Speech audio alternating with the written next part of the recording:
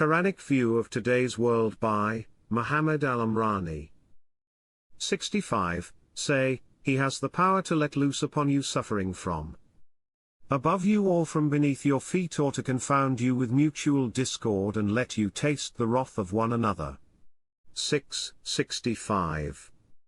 Since man has abandoned his Maker and his laws, and since he has worshipped his own thoughts, set up his own systems, and since he has worshipped hundreds of gods including the god of pleasure, freedom, liberty, science, fame, fashion, money, women, liberty, the gods of nationalism, philosophies, politics, and since he has worshipped his own kind and took priests, rabbis, imams, shamans as gods, and since he has worshipped his own rulers and leaders and legislators, and since he has worshipped his lusts, his fears, his insecurities and whims, and since he has liberated women and succumbed to the low level of animal in his sexual relations and sought nothing but pleasure, and forget that God has made the family the nucleus of human development and progress, and since he has established his economic systems on usury and interest, so that all of the human herd work hard and thrown a few bones while most of their efforts and hard work is taken by a few capitalists.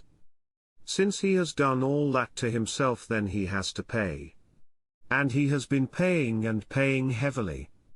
Wars that kill millions and leave millions wounded, imperialist and colonist powers that exploit the weaker nations, millions in prisons, millions in mental asylums, millions of homosexuals, millions of drug addicts and alcoholics, and billions of humans live under the poverty line.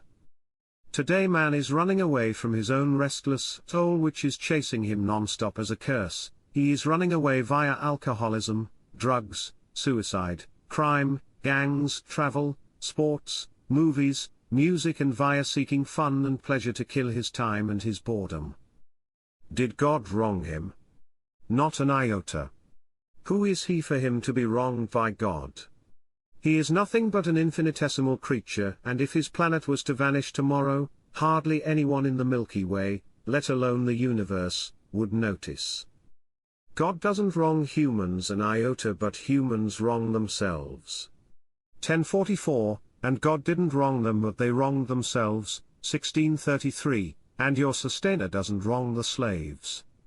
41:46, man has been warned that his life in this earth will be evil and wicked and corrupt if he fails to live up to the laws of his Maker.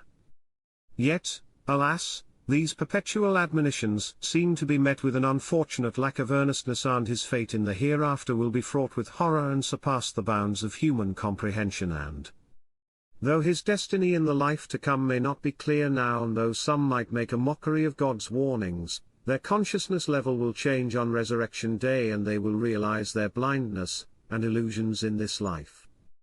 Sharp is your sight today. 50:22. This is the torment you used to disbelieve in, now taste it. 36:63, however, man is not free to do what he wants in earth. God has warned him as well that he has the power to let loose upon you suffering from above you or from beneath your feet, or to confound you with mutual discord and let you taste the wrath of one another. 6:65, and that is precisely what is happening around the globe for the past few centuries. Today, humanity is split into countless sects and factions even within the confines of the same religion. These sects hate one another, conspire against each others and fight each others. Nations against nations, states against states, tribes against tribes, and families against families. Some so-called Muslims inquire, why is the West, China, India and some other non-believing nations are strong and powerful while Muslim are weak and majority of them are mere helpless colonies for this or that country? The answer is advanced in the Qur'an. God made it clear in the Qur'an that he established laws within the realm of human existence which don't change, alter, or favor anyone or any race, and all humans are subject to those laws whether they're consciously aware of them or not. Among those laws, those who seek solely the transient pleasures of this worldly life, be it individuals or whole nations, disregarding his divine laws and transgressing his commandments, shall be granted their desires. But they will have nothing in the life to come, whosoever yearns solely for the fleeting treasures and indulgences of this temporal existence, we shall recompense them fully for their actions in this life, leaving nothing overlooked. 11:15, and unto him who desires this fleeting life, we shall grant to him as much as we please, then we shall consign him to the torment of hellfire, wherein he shall suffer in disgrace and abandonment. 17:18, and when they had forgotten what they had been told to bear in mind, we opened unto them all the gates of worldly abundance, and as they revelled in the bounties bestowed upon them, we swiftly seized them, and behold, they were left shattered and defeated in spirit. 6:44, and let those who persist in denying the truth not assume that the respite we grant them is for their benefit. Rather, we grant them respite so that they may increase in their sinning, and a humiliating punishment awaits them. 3-178.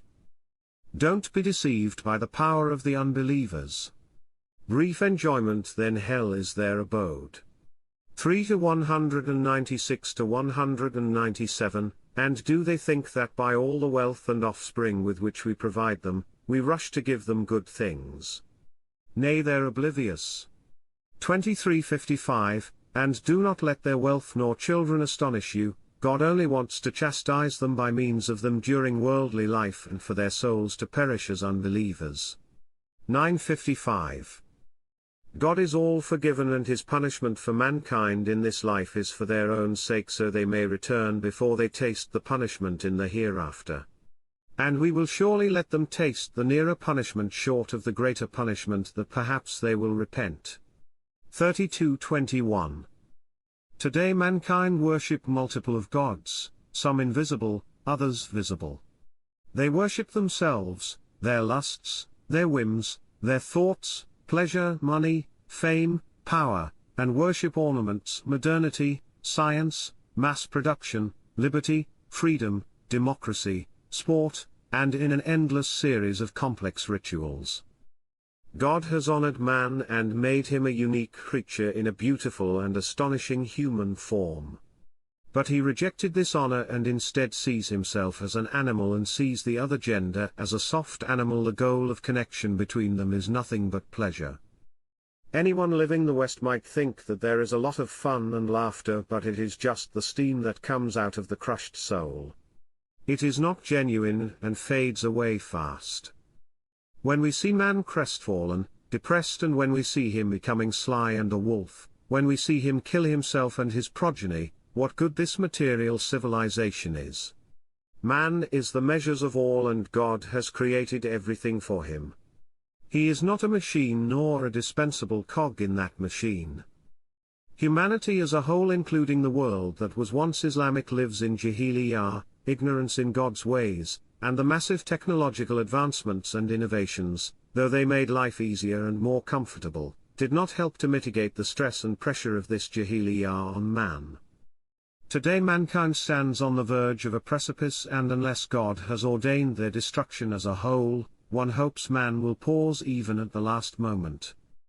And though man has lost the choice to pause owing in large to the overwhelming pressure of this material civilization on his back, and due to numerous economic, mental, and spiritual reasons, with God's grace, he will eventually pause and will listen to the voice of his gracious Maker even at the last minute. But he won't pause or listen until he sees God's system established in the form of a society, that is when Islam and its laws are implemented, for mankind no longer listen to abstract ideologies and theories which they don't see adhered to in a concrete fashion. That is why the establishment of Islamic State is the most crucial step Muslims ought to seek. But this Jahiliyyah won't allow the establishment of an Islamic State even in a remote island, and will be opposed by the entire world, including the one that used to be Islamic, and a battle will eventually take place in order for this state to be established. Muslim rulers won't allow such society to exist, because it would mean the end of their tyrannical reigns, and the end of their exploitations and corruption.